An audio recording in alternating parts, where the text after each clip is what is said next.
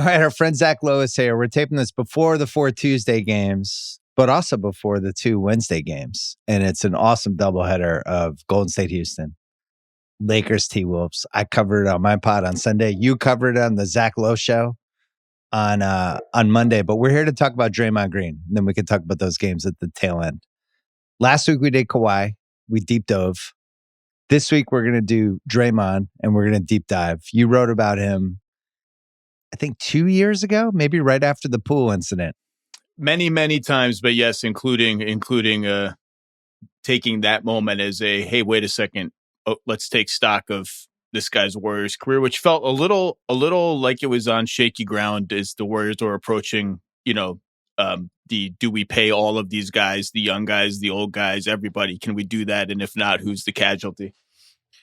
It's felt, one of the things I was thinking about as we go into this, it's felt a couple times over the last 3 years that we might be at the end of the road with Draymond and the Warriors, right? And the pool punch was the first time.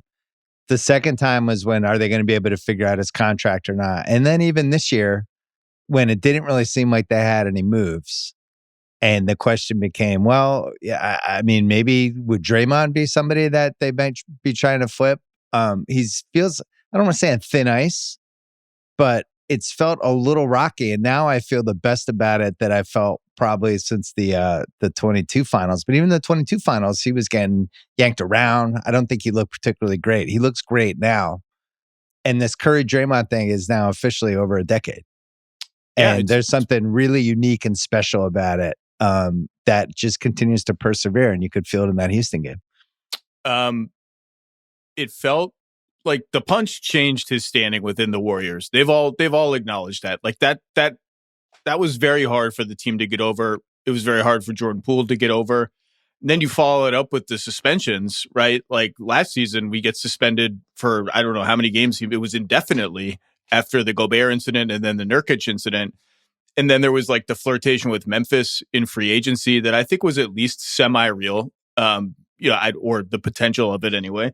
Yeah, I mean, but I always wrote, I mean, who's sad listening to this is the guy who signed with Dallas in free agency to play with Luka and make some spot up threes. And I always wrote that those three guys it was magic. Like, it's why you play basketball, to get that kind of level of feel and chemistry, and just, you can do it with your eyes closed. You know where everyone's going to be at all time, that those three guys were meant to play together and should have played together forever. And at least two of them look like they are going to play together forever in their NBA lives. It's the hardest thing to find in professional basketball now, with the way guys move around, with the way now we have this first, second apron. I'm always thinking, like, we had the last episode of Celtic City and it's built around Brown and Tatum. And it's just like, I don't even know if it's sustainable to have two guys making a max once it gets into the 60s, 70s anymore. What Brown and Tatum have, I don't think remotely approaches the Draymond Curry thing, because those guys actually have figured out how to elevate each other, which I think is the last level when you're talking teammates. Clay was in there too, but really, Draymond, you could feel when Draymond wasn't in the game what it meant to Curry, all the little pick and pops and handoffs and just that ESP that they had for each other. I can't think of like this. When I was growing up, they always talked about how the 70s Knicks had that, right? I think Bird and McHale kind of got there. I think Jordan and Pippen, almost like defensively as athletes, became so attuned, like they almost seemed like a pair after a while. It's really hard to get to. And with Draymond, I've always felt like there was going to be a shelf life and it was going to flame out. And he was just being more and more erratic as his career went on. He had the podcast. He's becoming unlikable in a lot of ways too. And then you watch like last night, it's like, I was going to say, he's almost ejected from like every third game. Yeah, you're just teetering on this balance beam with him.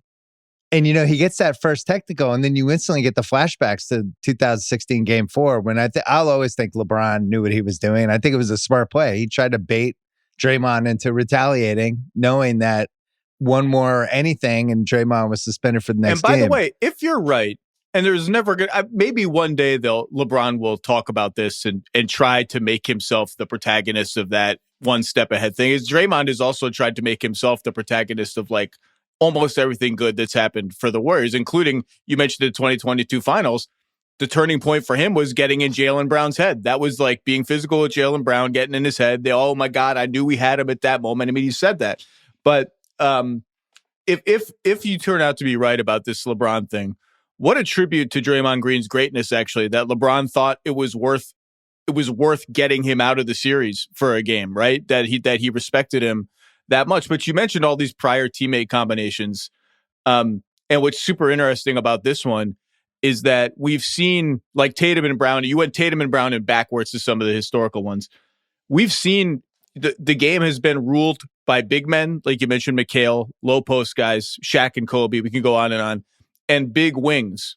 These guys are neither of those things, and they're both totally unusual superstars or stars, whatever you want to call Draymond in NBA history, and almost archetypal players that are specifically archetypal to this era of three-point shooting, which Steph revolutionized and accelerated a development that was going to happen anyway.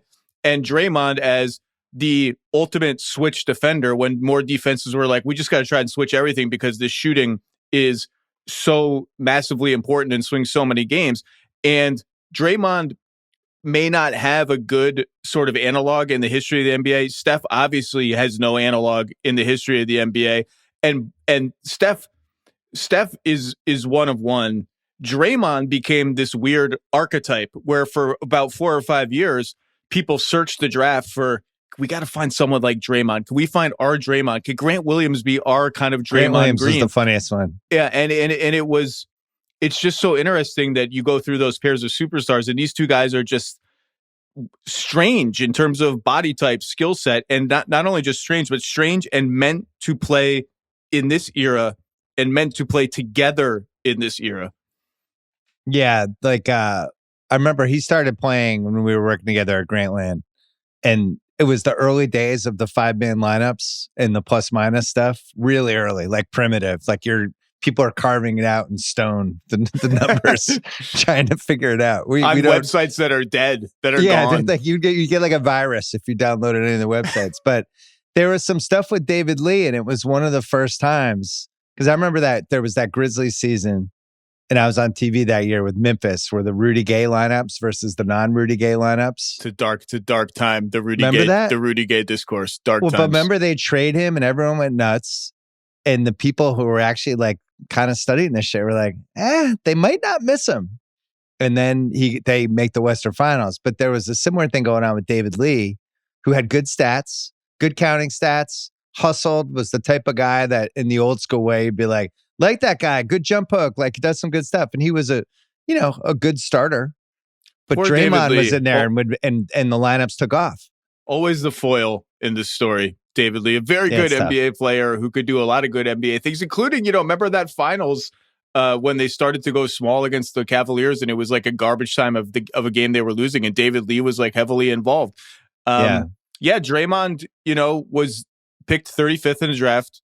Warriors picked him after they picked Festus Ezeli in the same draft. So it's kind of like the old, when I used to wax poetic to the Spurs about, Manu Ginobili's the greatest draft pick in the history of the NBA. You guys were such geniuses picking him at 50, whatever.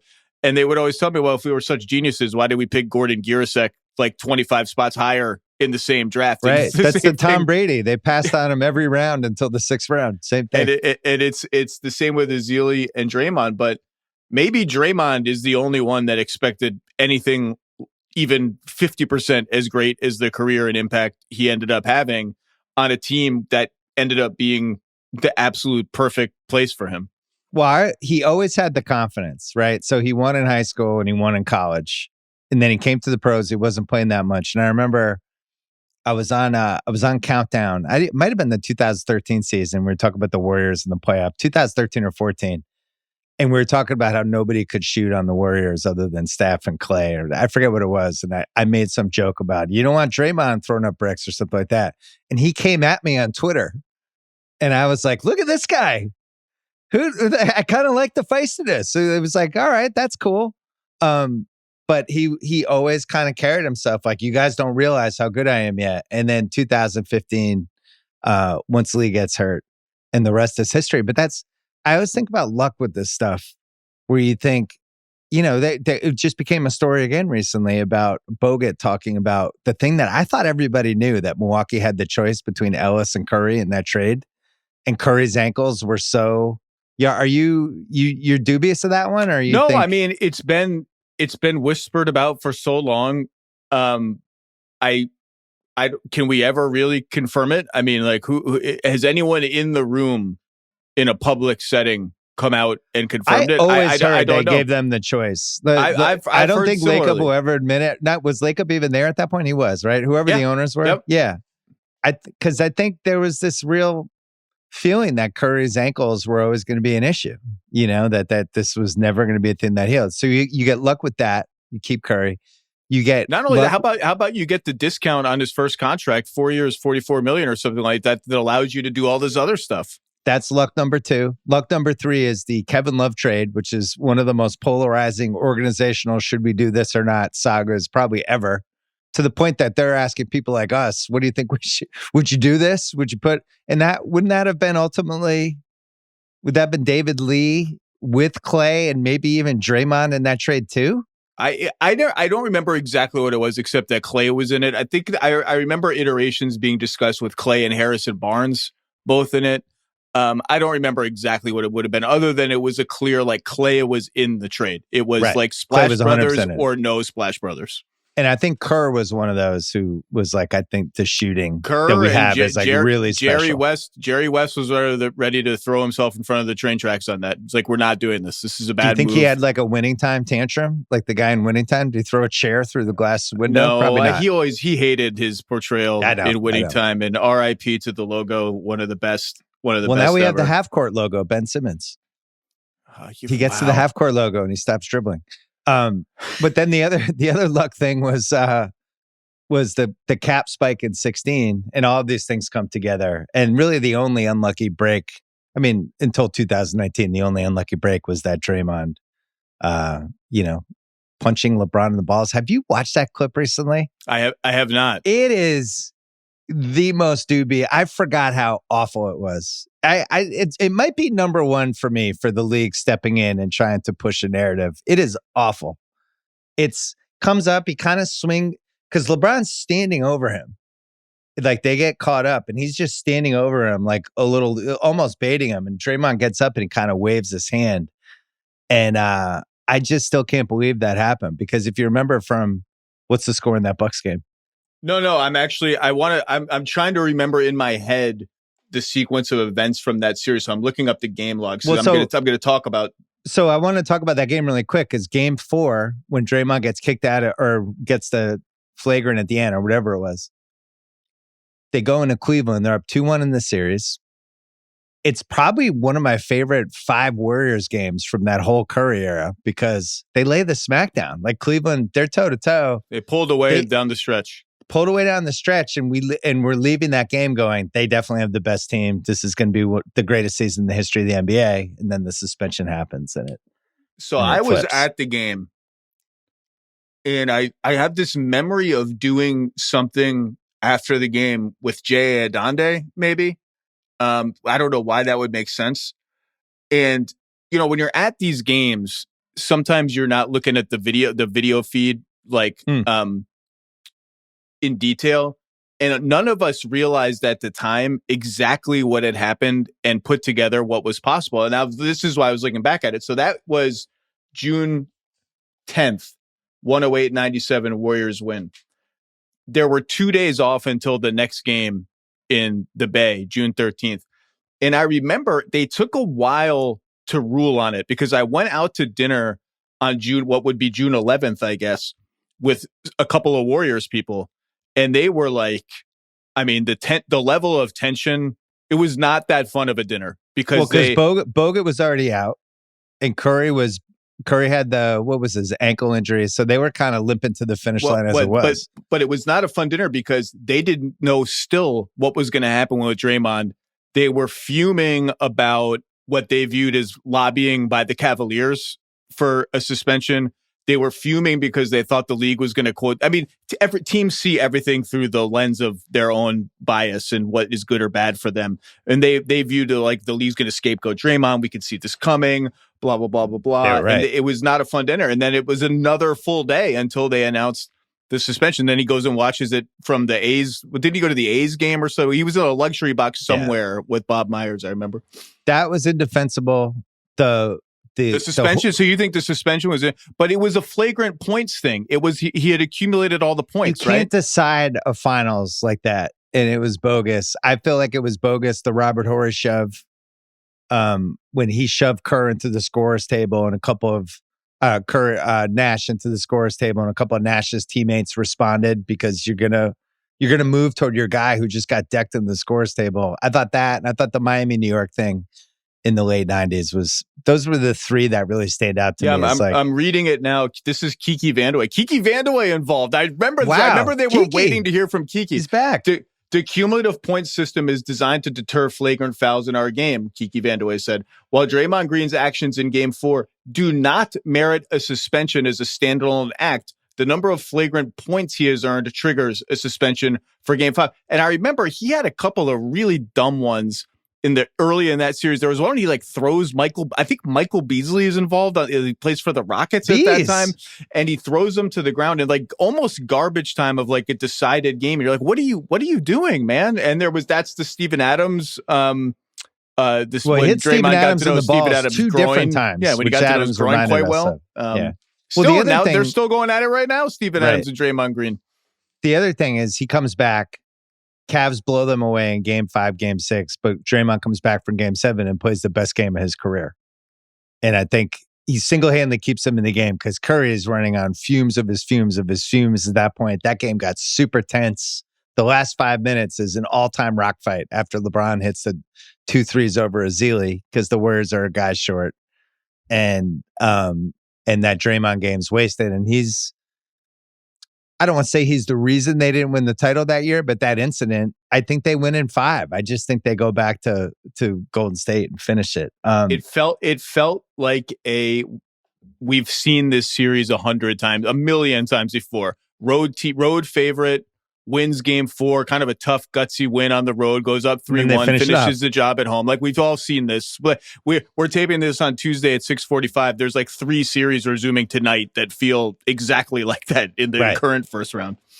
So when you wrote about Draymond, you used a word that I thought was a great word, and I wanted to put it in the context of history. So I always talk about glue guys, right? He's better than a glue guy. Oh, no question. He's not obviously not like a star role player. That seems too low too. But in the piece you wrote, you used the noun amplifier. How he amplified Steph in all these different ways. And I was thinking that's the right word, amplifier. So I was going through my favorite amplifiers because I think that feels like it's more status, right?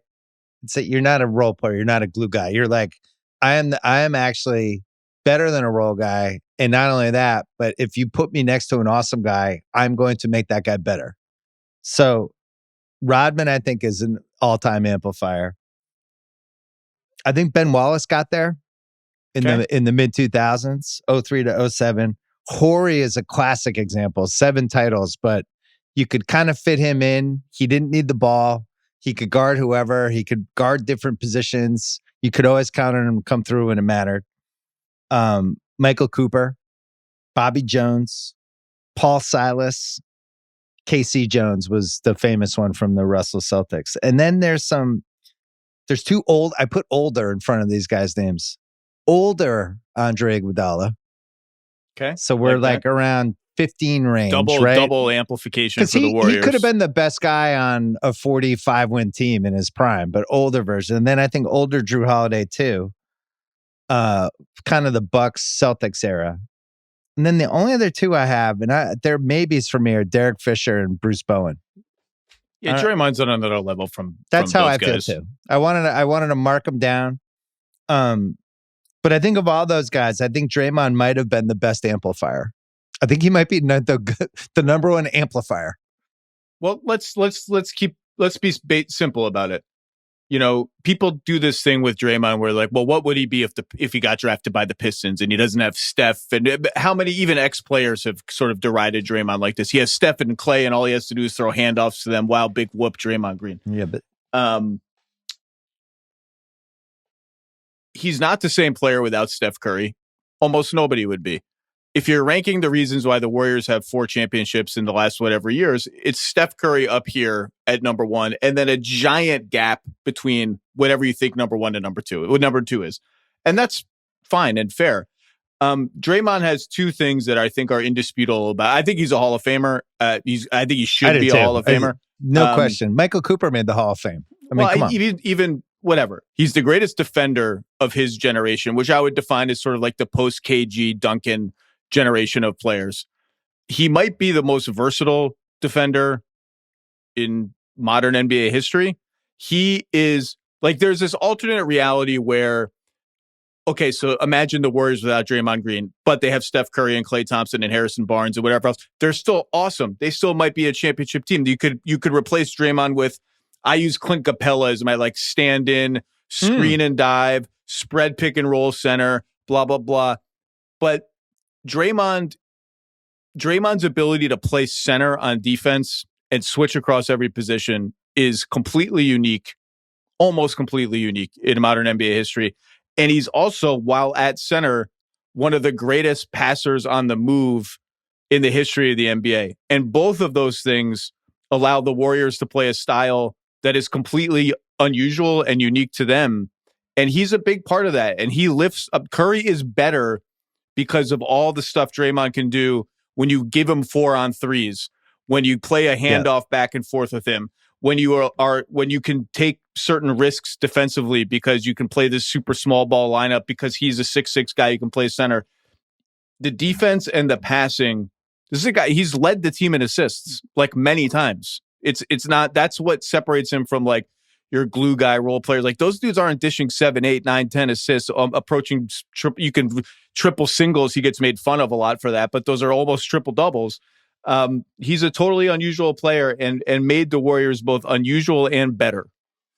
Those 4-on-3s you mentioned, he's got to be in the running for the best one in that situation. We see it all the time now, right? Like even the Nuggets Clippers series, the Nuggets are trying to put Zubats in that situation. Hartenstein, and he's been doing really well. Those guys are really good at it. Hartenstein, they'll try to put him. Horford is somebody that gets in that situation. But through the league, when teams are trying to take out somebody, let's do 4-on-3, and the guy at the foul line will make the bad decision. The thing with Draymond is the Warriors just know how to cut. It was amazing to watch Butler immediately fit into that, right? It took him like 10 seconds to be like, if they're going to do that, I'm just going to cut. I'll get layups. Horford is a great name because he's still good at it now. And in his prime, when he was more athletic and faster, he was really, really close in sort of speed and decision-making to what prime Draymond is or was. But he wasn't as... Draymond is, in the stupidest sense, is just so fast. He moves really fast compared to the average big guy who's going to set a screen and roll to the rim. And then he makes his decisions faster and more intelligently than almost everybody else in the league in that situation. It's a really hard... it's not a hard combination to find. It's like a borderline impossible combination to find because there has been no next to Draymond Green. And, you can do the counterfactuals of like, well, does he even get those 4-on-3s if he's playing with whatever anonymous Eastern Conference guards in Charlotte or Detroit or whatever? And the answer is he doesn't get them in the same way, with the same amount of space, in the same frequency. He just would have changed how he played, I think. Don't you think? But I do think he would have been a very good player, a great player anywhere, because the defense and the passing are translatable skills to any setting. It was hard to recognize in the moment for a little while because we were so used to these 6'6" undersized guys getting drafted, going 15 picks too late. There was that whole Brandon Bash generation of NBA player in the 2000s where it was like they couldn't shoot threes, they were bangers, they were second round picks or low value guys. They were all missing something, right? They were either 3 inches too short, or they couldn't really rebound, or David West was probably the best version of all of them. And Draymond just seemed like, he's going to be in that bucket. And then to watch the player that he became, and then we didn't even mention like the competitiveness and the I don't think anybody has ever been more of an alpha who probably has a worse basketball reference page, right? If like we can't look this up on StatHead on Basketball Reference, but it's like who has the lowest points per game, who carries himself like an alpha, he might be in the running. Well, look, he's 35 years old.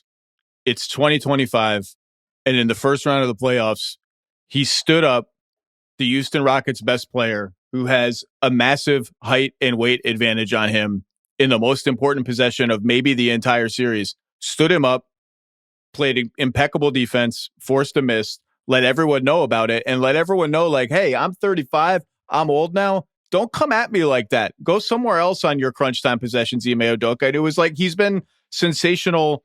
It would have been funny if Ime Udoka was like, have you seen the other guys on my team? Where else was I going to go? Was it going to be the Fred VanVleet step back? Like, what were my other options? Did you watch Jalen Green tonight? Fred was rolling, and Jalen Green was on the bench. So I was watching him I was actually watching Jalen Green on the bench because I was doing the body language doctor thing of like, is he engaged? He was engaged. Yeah. He was engaged. Ime, with 4 seconds left and no timeouts, leaving Adams and Şengün out there for the scramble 3 situation was incredible. I don't know if he just passed out. I would have dusted off Reed Shepherd and just been like, can you just do a Peyton Pritchard impersonation? I know you haven't played all series. I gotta say, I don't want to plant bad seeds in your head or make this about the Celtics. Peyton Pritchard's on a little cold streak on half court to a little cold streak. He's like 0 for his last 60. Well, the 30 to 60 footers aren't falling anymore like they were last playoffs when it became the other team knows it's coming. Going back to the amplifier thing and what you said about how unique Draymond is. If you take all the other best amplifiers, I don't think any of them work as well as he works with the Warriors because of the passing and the 4-on-3 stuff. Like if you just put Ben Wallace on the Warriors, let's take that 5-year Ben Wallace run and make it 10 years. And they would have been better, from a rebounding standpoint. Defense, I'm not sure he would have been able to guard, as many types of guys that Draymond guard, but he was an incredible defensive player there. And you don't really get anything else, and you get terrible foul shooting. And you start listing like, oh, well, you also get this. And like, that doesn't work. I can't even think of anybody else I would put in. Can you? It's almost like Hartenstein, but a more playmaking version of him, but for 10 years.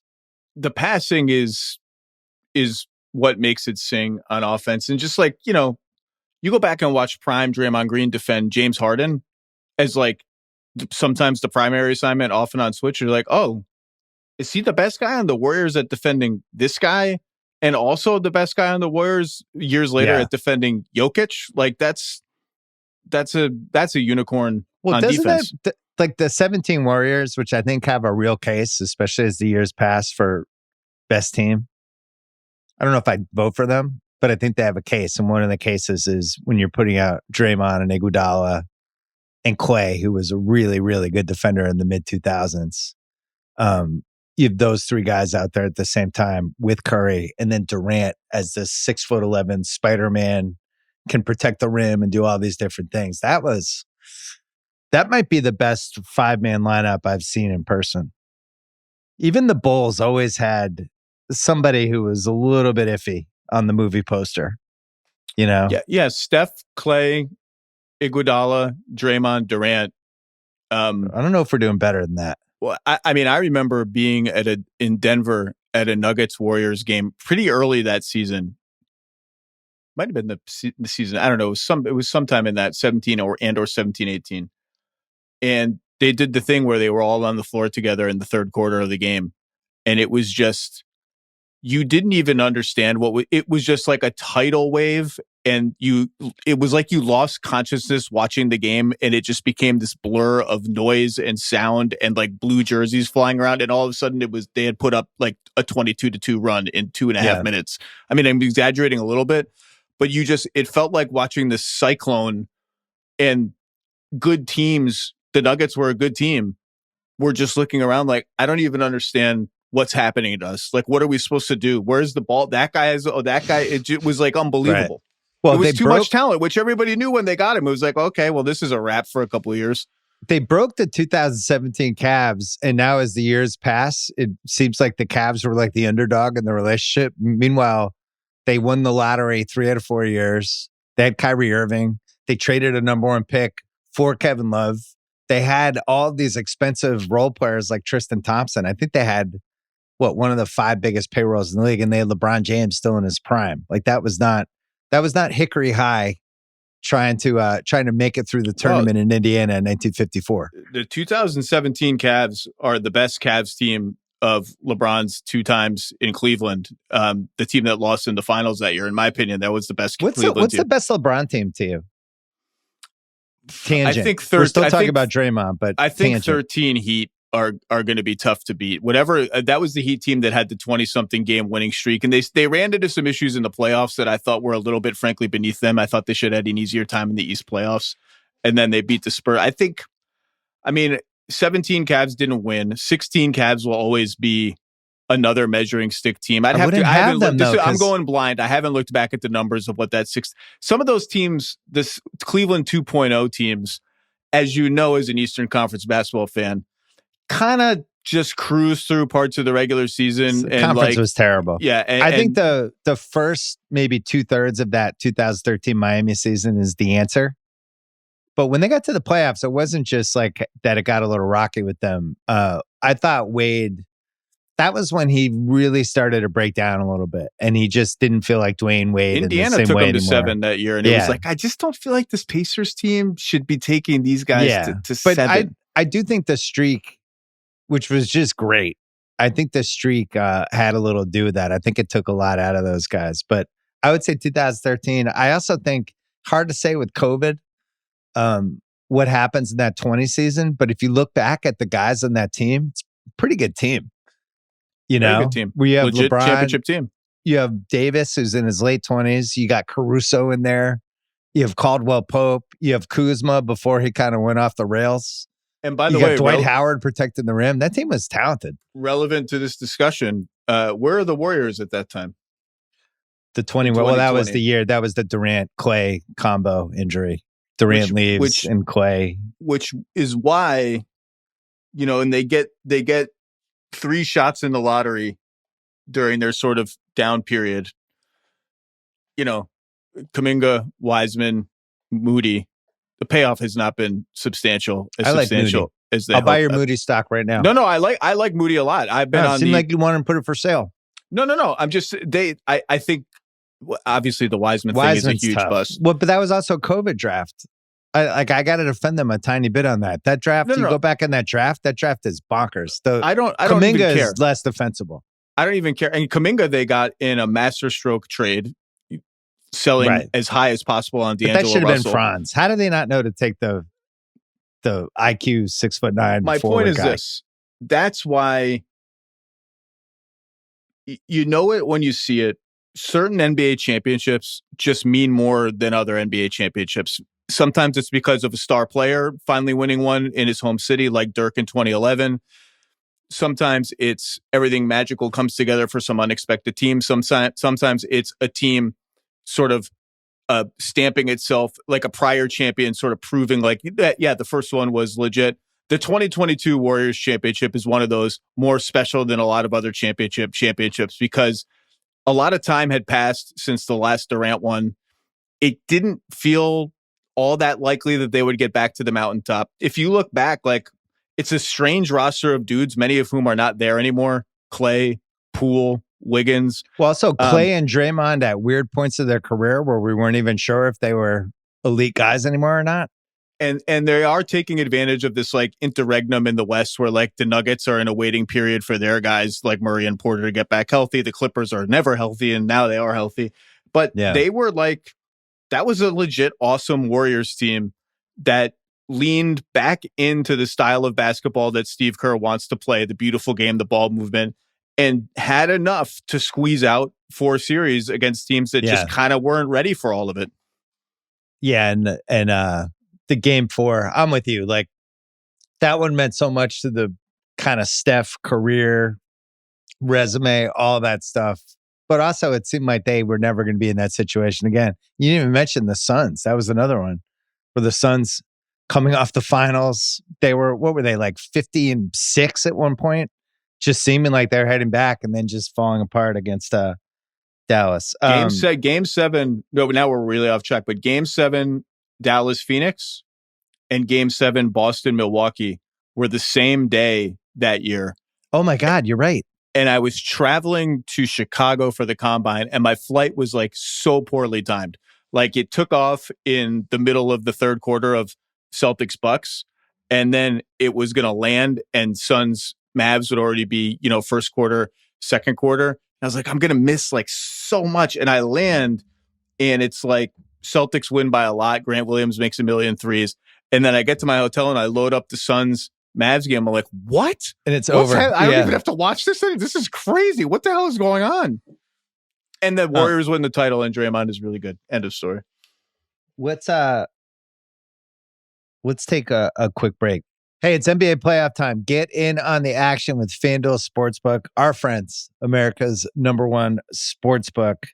You think you know it's going to go down? Well, check out Wednesdays because you can make those predictions count with the Hump Day Parlay Profit Boost. Weekly parlay specials tied to top point scores, double-doubles, whatever you want.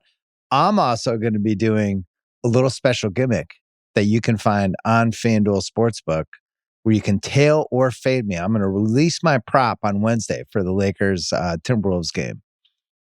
And I think it's going to be LeBron over under rebounds because I like the over. I think it's 9.5. But you can tail me on that, or you can go against me. You can have either choice. Choose your own adventure. Don't be a spectator during this awesome NBA postseason. Head to FanDuel.com/BS and download America's #1 sportsbook and make every moment more. You can do hump day bets. You can do my little tail or fade bet. You must be 21 plus and present in select states or 18 plus and present in DC. Opt-in required. Bonus issued as non-withdrawable profit boost tokens.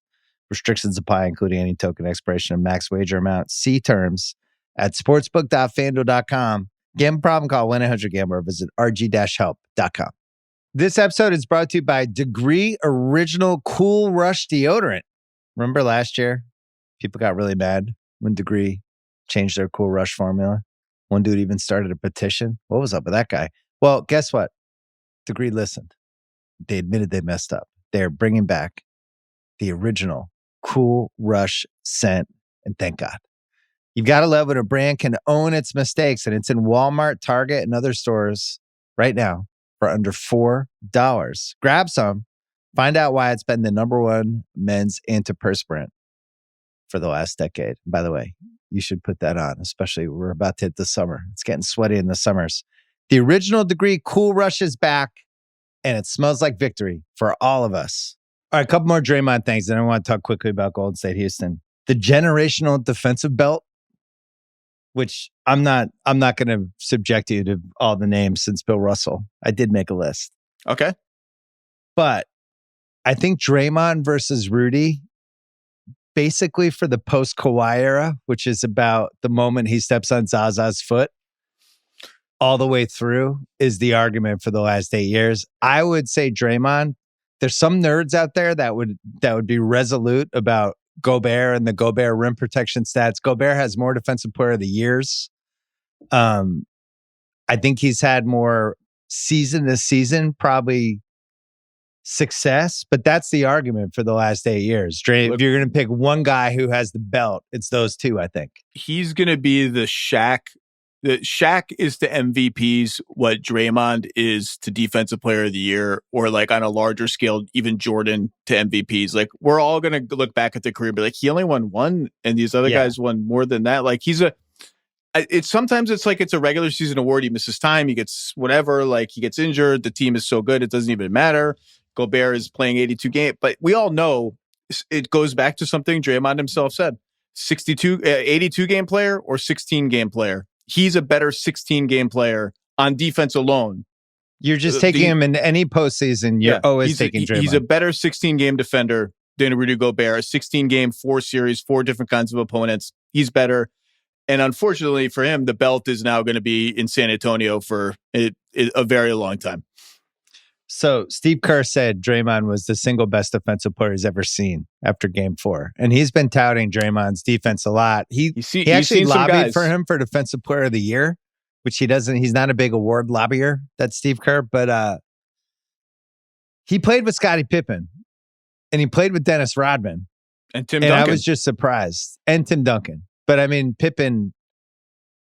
That's a tough one. I would love to put like 3 drinks into Steve Kerr 10 years from now when he's not coaching Draymond anymore and actually get the actual answer for, is Draymond actually the best defensive player he's ever seen? It's all a matter of, I mean, the defense is still statistically sort of harder to parse than offense, right? So sometimes when you're at this level, it becomes a matter of taste. Like Garnett should be in the conversation, Olajuwon, whoever.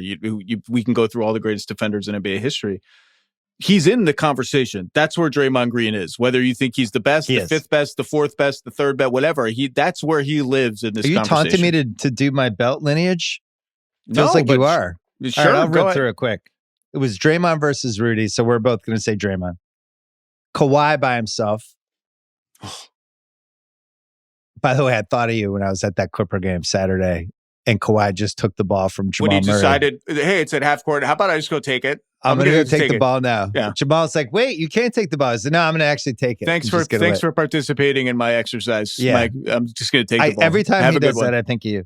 I think Dwight Howard's in there for a while. By default. I'd have to look back at who's contemporary with who's old, who's young, but certainly was there. Many-time Defensive Player of the Year. 08 KG, I think, has the belt by himself. Before him, Ben Wallace. And then it's a 3-headed battle for a while between Tim Duncan, Kevin Garnett, and Rasheed Wallace, who I think has been lost in history now. But Rasheed Wallace was just an awesome defensive player. When they decided to put him next to Ben Wallace, and people still seem to think that Lakers series was like, whoa, that was weird. It's like Detroit killed them in that series. Anyway, would have them. Then there's like a GP versus Mutombo mid to late 90s kind of argument, which I don't even know where I land. I'd probably default toward GP for a little bit there. Some good playoff history in that one too. Yeah. Sonics Nuggets. There's a Hakeem Robinson before that. Then we have I won't entertain Hakeem Robinson. I won't entertain it. Well, I would pick Hakeem, right? It's Hakeem. I'm not entertaining. But I'm just saying that Robinson won Defensive Player of the Year a couple times, but Hakeem Admiral was incredible. He's a dream teamer. What happened in the playoffs in 1995? The rest of it is irrelevant. Hakeem also, the block steal stuff. That was one in my book. I made up the word stocks because it was like there was just nothing like this guy putting up basically like 7 blocks and steals a game. Pippen versus Rodman was another one. And then it starts getting harder after that. But I did want to shout out Bobby Jones. I have another Draymond thing for you really quick. So from 2015 through 2025, he did not average 10 points a game. 9.6 points a game, 7.5 rebounds, and 6.6 assists. Those are cumulative for those seasons? Those are his per game averages for like 11 years. 46% field goal, 32% from 3. In the playoffs, that bumps up to basically 12, 9, and 6. But I was like, wow, that's weird. I wonder if anyone has anything remotely that looks like that. So I rigged basketballreference.com. Who averaged 9 points or less. You didn't go StatMuse? No, StatMuse I don't try. Russell and I hate StatMuse. We don't. Alex Ovechkin. Under 9 points, over 5 assists, and then rebounds, whatever. Okay. Everyone else is a guard. It's like Jose Calderon, Avery Johnson, Muggsy Bogues, Dick McGuire, Nate McMillan, Eric Snow, Brevin Knight, TJ McConnell, Rory Sparrow. This is like guys who played 600 games or more. And Draymond has way more rebounds than any of them, obviously. But there's like, you can't, even Basketball Reference is like, I don't know what to make of this. Like, I don't know. You got me. And not included in any of that search data is can defend every position on the floor, right, including 7-foot centers, which Avery Johnson or Jose Calderon. I wonder if they should add like almost like in chess where you have what's an ELO score for chess. Mm-hmm. I almost wonder if Basketball Reference should just randomly assign ELO scores defensively for every player. Like Draymond would be like what, like a 97? Whatever the highest is. You give him 100? I don't know. Is that where ELO? I don't play chess. I feel like Bill Russell has to be 100. Like, can we have multiple? We can only have 100? Yeah. I think Russell's the only 100. Okay. Yeah. So that's basically all my Draymond stuff. Other than, I don't know how much longer this goes. They've done a lot about this year, next year. The contracts are aligned. This is our last dance. I don't know if I necessarily believe that. But what's been cool is watching Butler and Draymond. And that play yesterday was like, Draymond, like, they're going to go to Şengün. I'm going to stop him. And Jimmy's like, and I'm going to get the rebound. And then Jimmy comes flying in. He probably has, like 10 pounds of Toradol shot in his ass at that point, and it's starting to wear off. And he comes flying in and gets the ultimate Jimmy Butler in traffic rebound, holds the ball, protects it, gets fouled. And he's like, that was my rebound. That was my rebound. Like the combo of those two guys, they're both insane. The rebound, well, like Draymond does what he does. He stands up Şengün. Forces a 14-footer when it should have been a 9-footer. You know exactly. He's done it a billion times. That's what he does. Jimmy Butler is 35 going on 36, injured. And even when not injured, is like a below the rim old man kind of player now. And I mean that as a compliment. He's smart, he cuts, he hits people, he knows what to do, but he's not a high flyer. Never really was, but certainly is it now. That rebound had the feel. I watched it like 5 times this morning. It had the feel of like, this is everything I have left in my body at the end of this game is pouring in to jumping as high as I can with as much force as I can. Because Steven Adams is under there, and I know what Steven Adams is an offensive rebounder. It was one of those great athletic sports moments of like digging deep and all the cliches we talk about. That rebound is like, he's not jumping that high again, probably for the entire rest of the playoffs, as long as Golden State goes on. That was like, this is everything I got. If this game goes to overtime, I'm going to feel the pain of this jump for the rest of this game, but I got to get this rebound. Well, I thought the Rockets were going to win last night. I wasn't expecting the Jalen Green stink bomb, but they did get a crazy Van Vliet game. But it came down to the fear. If you were taking the Rockets in this series, the fear was what's going to happen late in games when both teams have to execute. How is this going to play out? And it happened the way it happened. The reason I thought the Rockets were going to win because I didn't think Steph was going to have a big game because he put out so much on Saturday night. I was like, they're not getting that again. And Butler's hurt. How are they going to get to 100 points? I didn't realize Dylan Brooks was going to talk shit to Butler and just activate playoff Jimmy. And now it just feels like the Rockets are going sideways, and we're just going to wait for the honest trade now. Trade machine summer. This is a Draymond Green segment.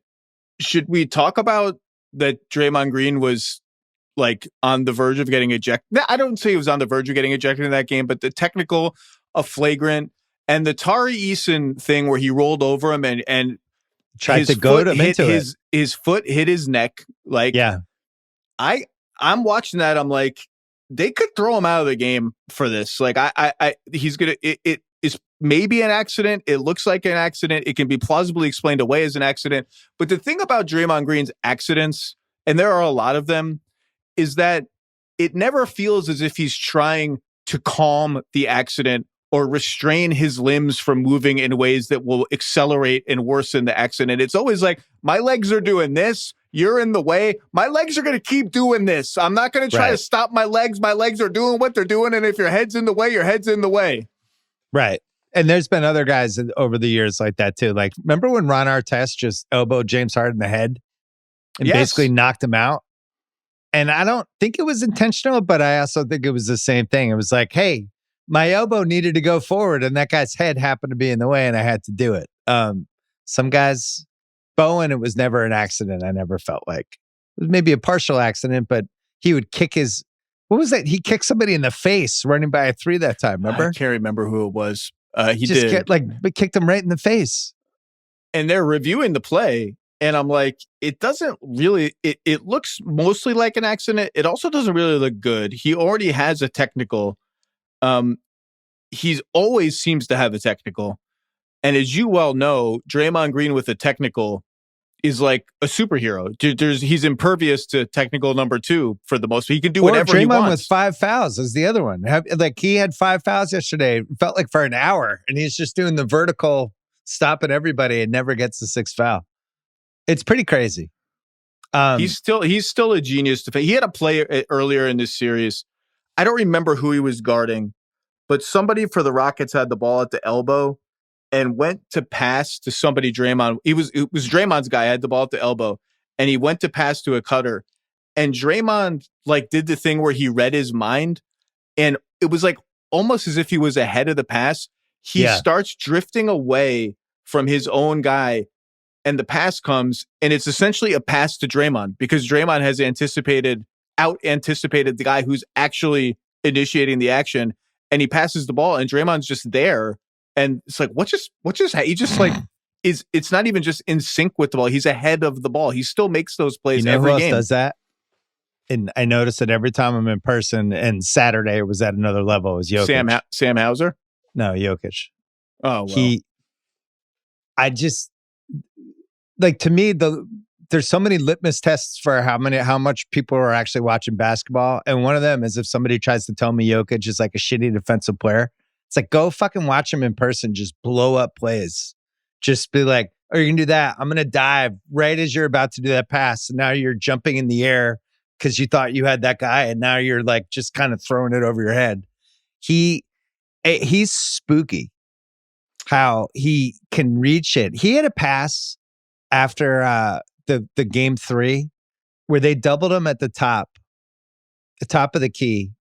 Chris Dunn was in the corner on Christian Brown, and he kind of leaked over, and Jokic was facing the other way like this, and Christian Brown is behind him this way. Chris Dunn comes over. He feels Chris Dunn and just whips the pass to Christian Brown. Like, that's his signature. If you watch it, you're like, there's 10 seconds where you don't know he's there. How did you know he was there? I have no idea. That is one of his signature passes. And I've watched dozens of them at this point. And sometimes I go back and I rewind it, and I'm like, let me try to find how the last time that he made eye contact, that his head was facing the direction of the player he ends up passing to. And sometimes you just can't find it. Like there's a defensive rebound. He has the ball. He's looking over here. And then the pass comes. You're like, I don't really. Well, but what's crazy about that play was he didn't know it was Chris Dunn who was coming over to double him. So he had to also know instinctively Chris Dunn is coming over to double me, even though I can't see him. And then when he does that, it's like some fucking Star Wars shit when they put the helmet on Luke Skywalker. And they're like, Luke, just use the force. Like he can do that. Well, it's fitting that we're talking about Jokic's passing and Draymond's defense in the same breath, because that's about right. I think this has been an awesome basketball round of games, and we didn't even know what's going to happen in these 4 that are about to happen. Quickly, Golden State. Who do you think? You think they'd much rather play the Lakers, or kind of would rather play the Lakers, or wouldn't really want to play either? If you had to guess, assuming they get there. We're definitely at the stage of the Western Conference playoffs where it's just, okay, well, that path sucks. That path sucks. That path really sucks.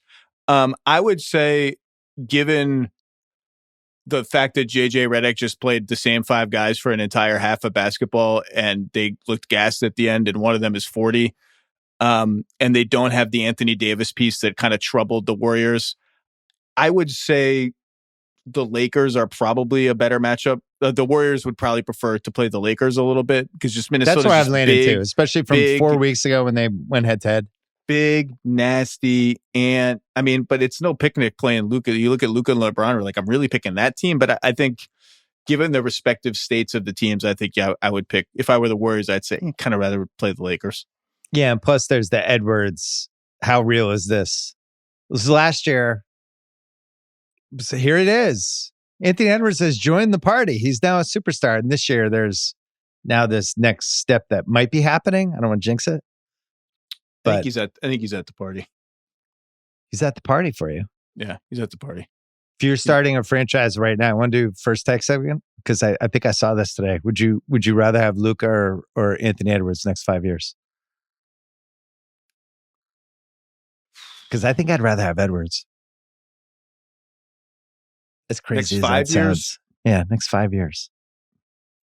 I think I'd still take Luka. Yeah. Because you're Great, getting great choice, by the way. Can't lose. with Luka, you're at least getting the what if he shows up on a mission this year piece. Like Shaq for those 3-4 years with Shaq in the late 90s, where it's like, what if he takes this seriously one season? Now we're supposed to pretend that never happened. Okay. And then no chance Lakers come back? Kind of a chance, sort of a chance, or you feel like that was their desperation game? If you have home court for 5 and potentially 7, you got a chance. I would be surprised if they came back. I would be surprised if this got to 7. I would be surprised if it got to 7. I just think you gas out your team like that. You've sent a message to the team like, we got to win this game. You don't win it. Minnesota's hungry. They're young. They're fresh. I would be surprised if it got back to 7. You know what they need to do? Hope that Anthony Edwards goes into I got this mode. Like they're going to probably win game 5 because they'll get every call. Game 6, you hope for some hero ball from Edwards. You hope for the Tom Thibodeau Doc game 7 2010 final strategy of let's try to use Edwards's desire to be the hero against him and maybe just hope he makes some bad shots and kind of shoots them out of the game. I think he also could just dunk you into pieces and end your season very quickly. He is certainly unafraid. Zach Lowe, we ran out of time. I was going to ask you to rank your favorite ringer people, but we can do that the next time. Oh, that's a spicy one. Another time. Yeah, another time. Podcast for you on Thursday. Yes. Good to see you, my friend. Coming off 2 good games Wednesday night. Yeah. Good to see you, my friend. Always fun.